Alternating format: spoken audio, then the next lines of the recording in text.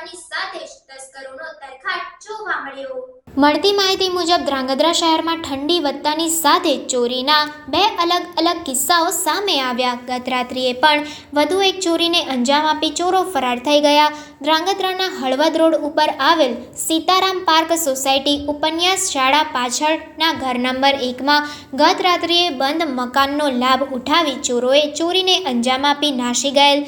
હાલ મકાનના માલિક યોગેશભાઈ અમરશીભાઈ પરમાર દ્વારા ધ્રાંગધ્રા સિટી પોલીસ મથકે જાણ કરતા પોલીસ કાફલો ઘટના સ્થળે પહોંચી તપાસ હાથ ધરેલ છે। ધ્રાંગધ્રા શહેરમાં અલગ જગ્યાઓ ઉપર બે ચોરીના કિસ્સાઓ સામે આવતા લોકોમાં ફફડાટ શરૂ થઈ ગયો છે। Reporter Rutul Kumar Thamecha, secular Gujarat news, Dhrangadhra.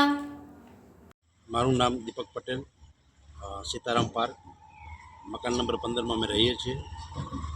ગઈ રાત્રે ડૉક્ટર સાહેબ જ્યારે રાત્રે 11:15 આવ્યા અને એમના ઘર પાસે એમને ગાડી ઊભી રાખી, પછી આજુબાજુ સોસાયટીના માણસો ભેગા થયા અને જોતા જાણતા અમે અંદર મકાનમાં જોયું તો બધું વેરવિખેર હતું।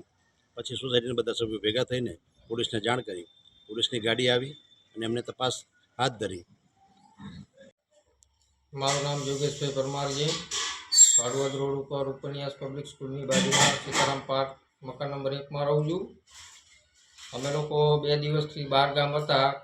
સોમવારે રાત્રે 10:30 ઘરે આવતા મેન દરવાજાનું લોક તૂટેલું પાડતા અંદર બધું ઘર વખરી અમે ચેક કરેલી તો બધું અસ્તવ્યસ્ત પડેલું હતું। બધી વસ્તુઓ ચેક કરતા 400 થી 500 ગ્રામ જેટલું ચાંદી હતું, સોનાની 3 વીંટી અને 13 થી 14,000 રોકડા રૂપિયા, સોનાની 4 ચૂંટ અને શિયાળાના ગરમ કપડાં, આવી વસ્તુઓની ચોરી થયેલી ખબર પડેલી અને એની સાથે જરૂરી ડોક્યુમેન્ટ હતા એ ફાડી નાખેલા છે। ઘર વખરી ઘરની બધી ઉથલ-પાથલ કરેલી હતી અને બધું આડું અસ્તવ્યસ્ત બધું કરી અને જતા રહેલા હતા, બરાબર। એ પછી ધ્રાંગધ્રા સિટી પોલીસ સ્ટેશનની અંદર ફોન કરતા અને ફોન કરેલો હતો।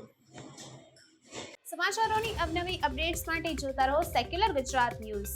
સાથે સેક્યુલર ગુજરાત ન્યૂઝ ચેનલને લાઇક, શેર અને સબસ્ક્રાઇબ કરો અને બેલ આઇકોન દબાવીને સમાચારોની ઝડપી માહિતી મેળવો।